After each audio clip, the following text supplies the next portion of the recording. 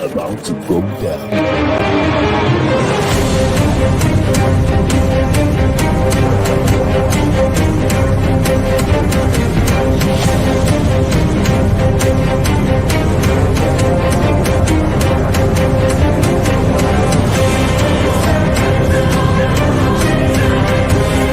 It's lovely pass, and there he turns cleverly. Can he find a finish? Oh, he can! Skill by Joshua, and a return right hand. Good counter right. Bullen is hurt. Second right hand. That clipped him as well.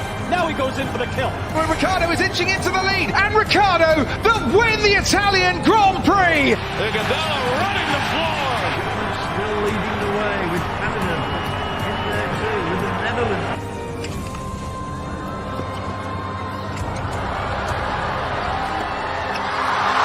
And Musa makes it 4 goals in 2 World Cup matches.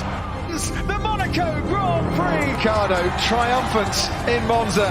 Through Bowden, Barrett, and an early touch and an excellent... Sports Orbit. We make the world go round.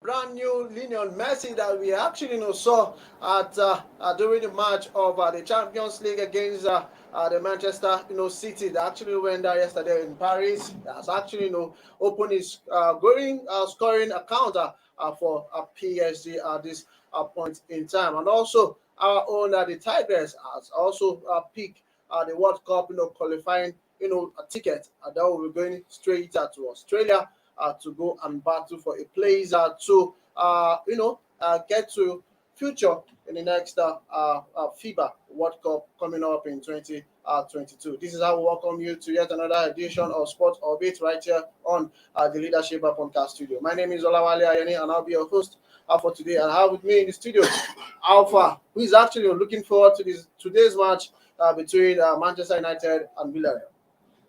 Always a pleasure to be here. Of course, looking at the Tigers at this point in time, they have actually picked the World Cup qualifying ticket that will be happening right there in Australia come these early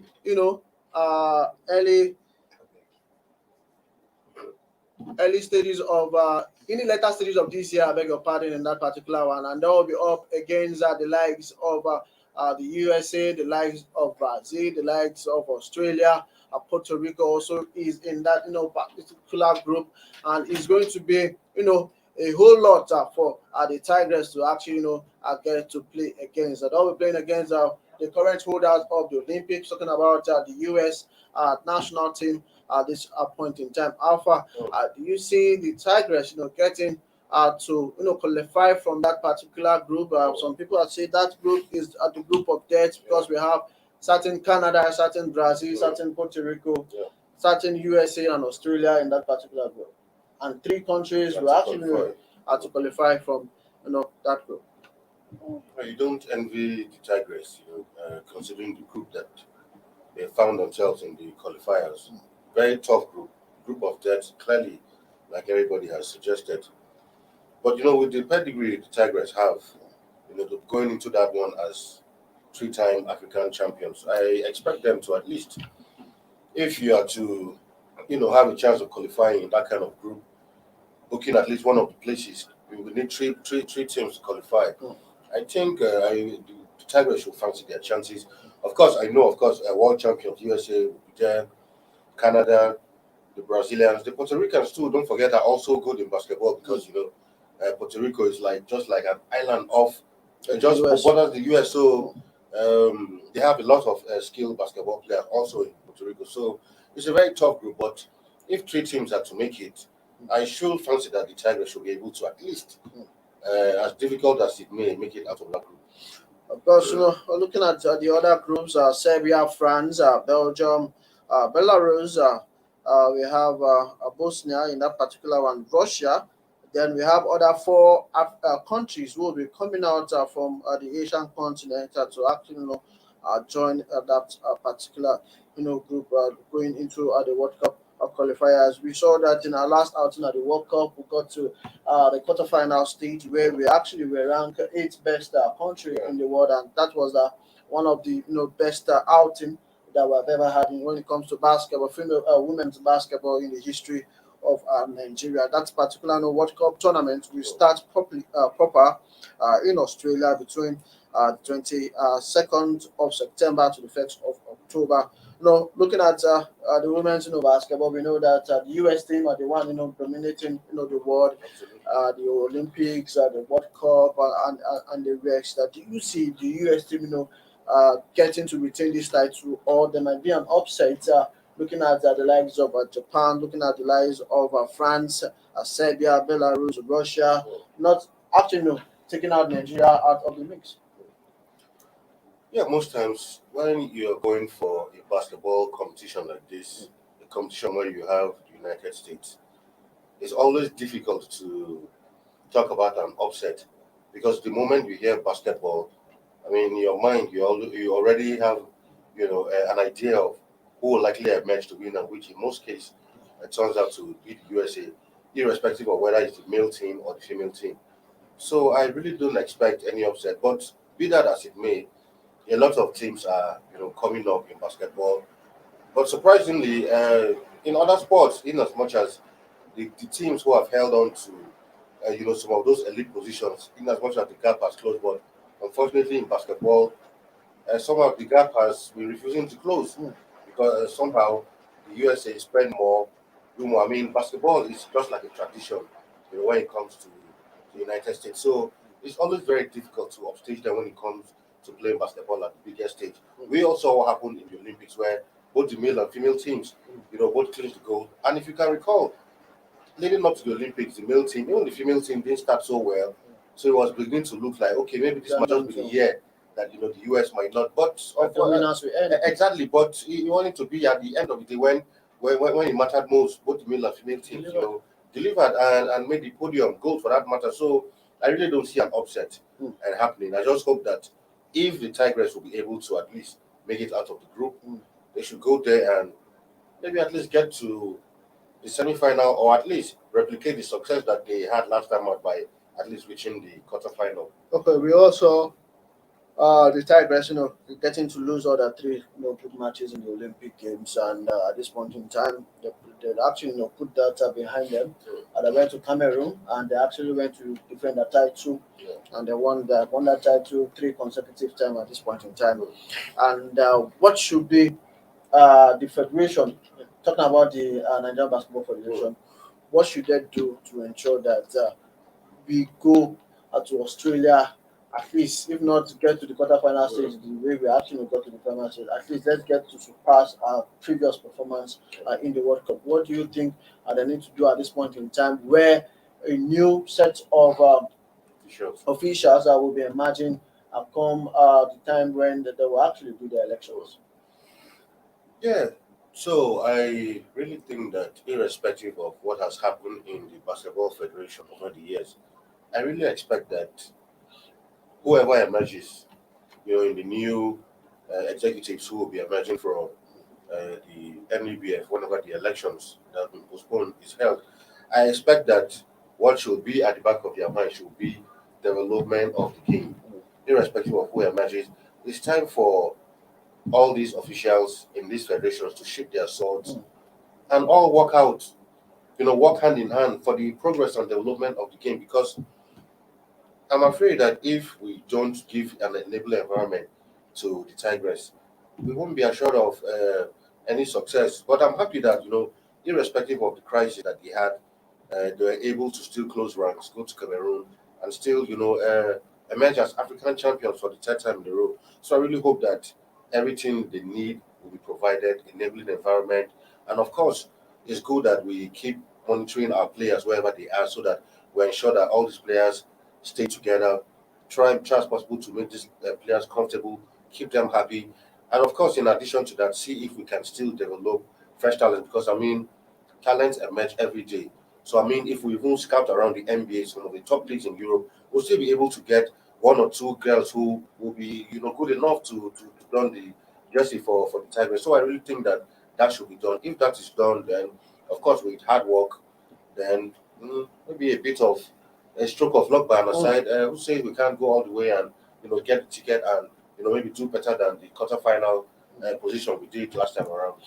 Of course, the last time we actually went to the World Cup, we actually defeated Mozambique in our last match for us to actually seal that qualification. Hopefully, that this time around we'll be able to do the magic far away Australia when the qualifiers come up just some few months before the kickoff of the World Cup proper. Away from that, we head straight to this news coming out from the Nigerian Pitch Award as they set to honor Aisha Buhari, the IGP, Daniel Amokachi, and others when the award will actually take a center stage on March 26, 2020, right there in the Lagos. In that particular, what should we expect from the Nigerian Pitch Awards?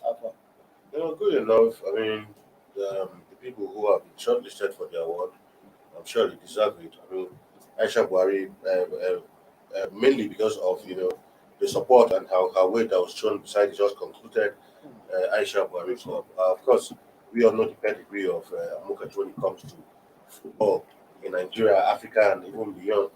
For the IGP, I think he has given his support also to the police sports department, as the case may be. So I really think the organizers of the award, basically for every award, they have their criteria. They have the selection criteria why they feel certain individuals who will be given this award deserve to be given this award. But sometimes you really question some names.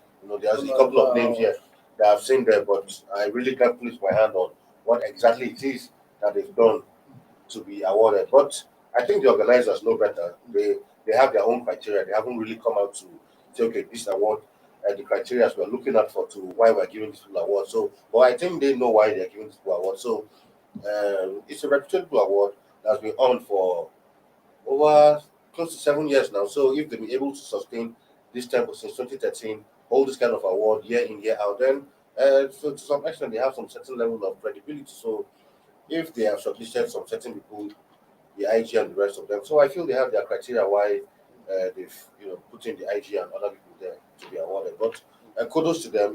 It's good. I mean, it's worthy to even commend them that private individuals are coming up with all kind of things like this to at least honor to people who have given so much to the country, giving to sports and all of that. So I think it's a good one coming from the organizers. Of course, it's actually a good one, coming from the organizers. Looking at the success of the last edition, we were expecting that we get to see new winners in that particular award. Away from that, we head straight to the story that is actually coming from Enugu Rangers at this point in time, where Ex-PSG star is set to join the NPFL giant. Talking about Benin Republic star forward Stephanie Siseyong is expected, to join Enugu Rangers at this point in time. We know he has played for Sunderland, he has played for PSG, he has played for West Brom Albion in the English Premiership. At this point in time, he's left with no club, and it seems the best way for him to go is to come to the Nigerian professional football league. Do you think this is a good move for Enugu Rangers, and what does it actually mean for the NPFL? I'm really not happy about that. At least someone who has played for PSG, who has played at the highest level in the Premier League, when we put in pen to paper for a top Nigerian side in the name of Rangers International. When I saw this news early in the morning today, I was a bit curious as to who that player is actually, and I found out you're Siseyong. So I think he's been clubless for a while now. Yes. And he hasn't indicated that he's ready to retire from football. But he's old, he's 37, and you know what it means. If an African player said he's 37, you know what it means. Don't put words in my mouth, but you know what it means when an African player says he's 37. Ronaldo is almost 37. So are you saying Ronaldo is not an African player? So I don't know. You actually try to say African Ronaldo players. is not an African player. So African players don't use their. Let's just move. Let's just move. Okay, well, move on from there. I think he hasn't retired yet. I mean, that's the most important thing. So, for a footballer, as long as you decide that you want to keep playing, as long as you still feel that your body can carry you on the pitch, you still have the mental awareness, the talent, the skills to do it out there on the pitch. So why not? And if Enugu Rangers are coming for a signature, I think it's a good thing. It should be, it should be a good thing to even the Nigerian league as it is. For that boost the image of yes, it should, because take it or leave it. I mean, the MLS today, the MLS is what it is. Yes, fine, it might not be rated as highly as it's been rated, like some of the top leagues in Europe. But the MLS have something working for them. They always pick up, stars who are almost calling it quits in Europe or who can't play at that level anymore. Bring them over to the MLS. Don't forget that some of these players, in as much as they are not, as vibrant as they used to be, people still want to see them. So somehow, if foreign players are coming to Nigerian league, even if they are coming here to retire, no problem. People will still want to go out to the pitch. Let's say, for instance, you have maybe, let's say, a Kante, for instance, or a Musala one day decides, okay, his career, then okay, why not let me just try out the African League? Why not I tried Nigeria? Even if it's not at its best anymore, I can assure you that any day, whatever team is playing for, the stadium will be full. Of course. So this kind of things, and when this kind of things start happening like that, even private investors will be encouraged to actually put their money, because they know that at least if they put their money, they're at least sure of getting some, reasonable return. So I think it's okay. As I mean, reports will say that as we're speaking right now, he was supposed to be in Nigeria as of today for medicals or whatever as they call it here. But he was supposed to be in Nigeria today to finalize details of the contract. And hopefully, if that deal is done by when the NPFL fully resumes, we should be expecting to see a former player who played at the highest level in Europe come back here to do it right here for Enugu Rangers, the NPFL. Just to let you know that Cesar Young also actually had a spell in PSG from 2008 to 2011, where he actually made about 77 appearances for PSG, and where he actually scored about 9 goals, and he actually helped the PSG side to win the French Cup in 2009 to 2010 season. Then after then, he actually joined Sunderland, West Brom in the Premier League. Away from that, we go for a short break. When we come back, we have stories, from the Champions League.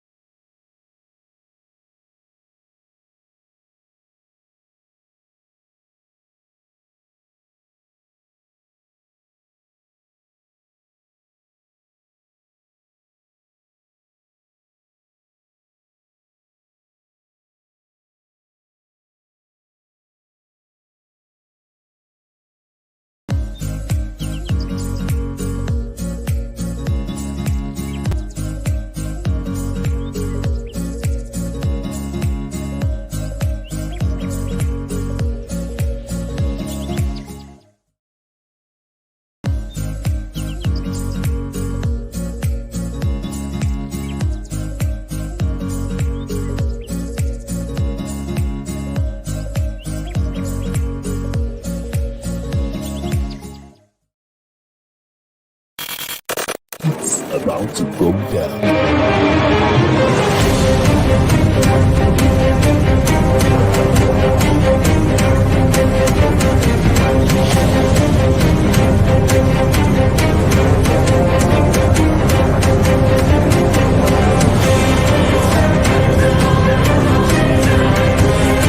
It's lovely pass, and here he turns cleverly. Can he find a finish? Oh, he can! Skilled by Joshua, and a return right hand. Good counter right. Bullen is hurt. Second right hand. That clipped him as well. Now he goes in for the kill. Well, Ricardo is inching into the lead, and Ricardo will win the Italian Grand Prix. Iguodala running the floor. Still leading the way with Canada in there too, with the Netherlands.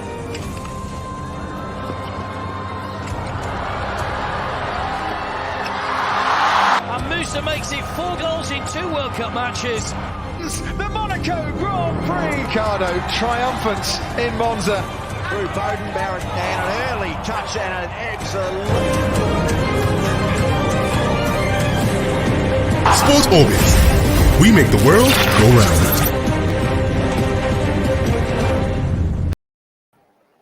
Welcome from that short break. You're still Sports Orbit right here on the Leadership Podcast studio. We head straight to the Champions League where the Super Eagles defender, talking about Seydou Sanusi, actually struggled in Porto's defeat in the hands of Liverpool, talking about 6 times UEFA League champions.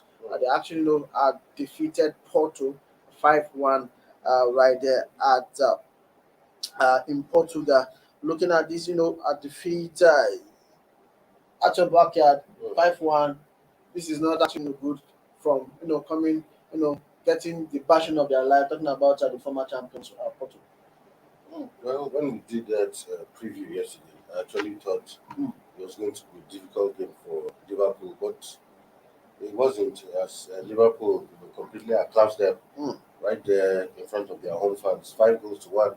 And of course, Seydou Sanusi was in that game for about 53 minutes before he later came off, and Wendell, the Brazilian defender, came off for him. But the change really didn't make any impact, as Firmino, Salah were both scored twice each, and Sadio Mane also scored in that one. So 5 goals to 1 was, complete trashing. So if you can get beaten this way in at your home, I wonder what the reverse fixture will be like playing at Anfield in front of the Liverpool fans. And we all know that Anfield is like a fortress always a difficult place to go. For Liverpool. They get to actually beat anything that come to play against them in that particular one. Looking at what they did to Barcelona, they went to Camp Nou, it was 3-0. They came to Anfield completely 4-0. So for this game, Klopp can as well rest the bench stars and maybe throw in a couple of the under 23 lads. This is just a match day 2 in the Champions League. But of still course, have about 4 matches to go. But I don't see Porto scoring 6 goals at Anfield. Even if Liverpool use their under 17 side. No disrespect to Porto, no doubt about that. I really don't see them scoring that kind of goals at Anfield. So, thankfully enough, this is just match day 2. So even Porto still have a chance at giving themselves getting back to see if they can still make it out to the next round. But good one for Liverpool. They won both matches, 6 points already. They're fully in control of their group. Just 2 more wins. If they can do 2 more wins, they should be home and dry and ready to go on for the next round. So good one coming from Liverpool. It was a great game coming from the Liverpool side. Of course, looking at Lionel Messi yesterday, he actually got his scoring account opened for PSG in the 2-0 victory over Pep Guardiola and Manchester City in that particular one. The goal was a screamer. It was a beauty to behold in that particular one. We thought that he was not going to score a goal yesterday, but he actually he had other plans, and he didn't actually disappoint his fans because that goal, it was a beauty of goal. What does it mean, for Messi, getting his first goal at PSG right in front of the PSG fans who actually welcomed him when he actually came came to join the club. Good one for Messi, good one for PSG, and of course the PSG fans who waited for over 5-6 matches for this moment since he joined them in August. And of course for Messi also, it takes a whole lot of pressure off him. For a striker, a lot of times, for a goal scorer, as the case may be, once the season begins or once you get into a new team, it's expected that you hit the ground running. So once you start, you play maybe 3-4 matches and you're about to, have your name on the score sheet, it becomes a source of worry, not just to you, but to even the club and the fans. But scoring this goal, I'm sure he has taken a lot of pressure. And like for a lot of strikers, how it happens, the moment you score 1 goal, it's like the deadlock has been broken. From then on, you expected that the floodgates will suddenly be open and the goals will keep coming. So I think it's a nice one for him. You do well for his confidence.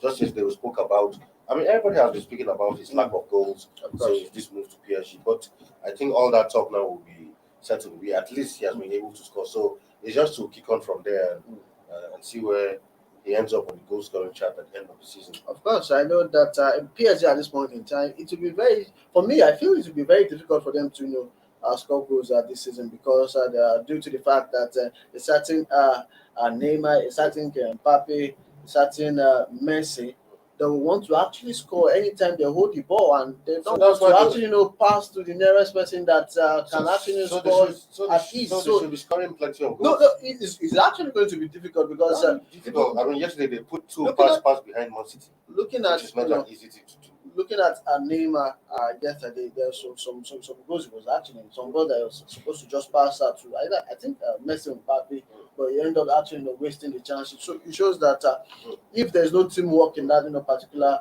mix, it will be very very difficult for them. I think basically that is down to the coach how he is able to combine these players, what he tells them on the training pitch. Yeah, because I mean at the end of the day, football is a team sport.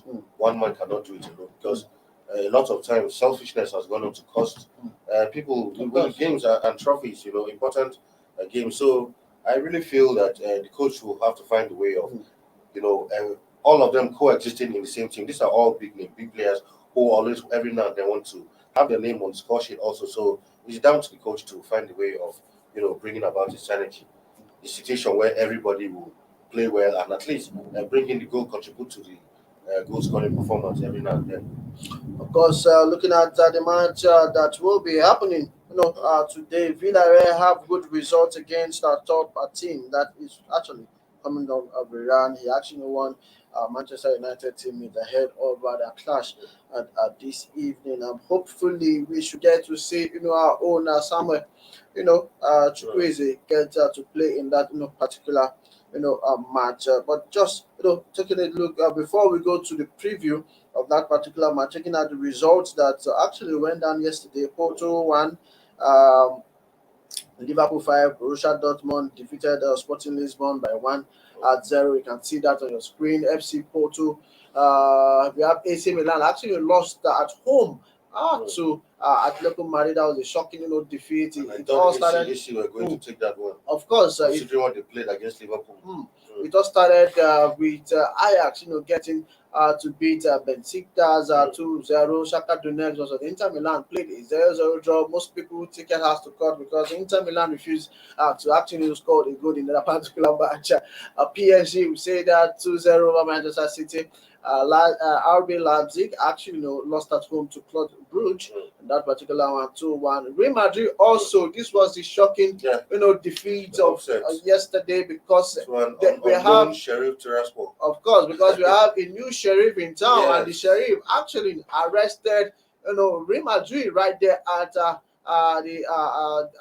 Bernabeu stadium yesterday. It was so shocking. So many people didn't actually see that coming at all. I didn't. Actually, of all the matches, that's the game I actually watched. You can imagine a certain team coming from Moldova playing in Champions League for the very first time. Actually went to Spain to beat a 13-time cup holders when it comes to the Champions League. It was just so. It was an upset. I didn't see it going. But looking at that game while I watched it, even from the first half, these guys played like they came serious. They came for business. They were actually putting all their pressure. But when I saw it, I initially I thought maybe, it's just the opening minutes of the game. Of course, you always want to go all out. But they sustained that tempo. They actually even got the first goal before Madrid came back. I think 4 or 5 minutes later, and Tiraspol went on to to win that game. And that's a good one for them being in that kind of top group. At this point in time, they actually won their first game against Shakhtar Donetsk. Exactly. So they have they are group leaders right now. They are group leaders with 6 points, followed by Real Madrid. Can imagine that.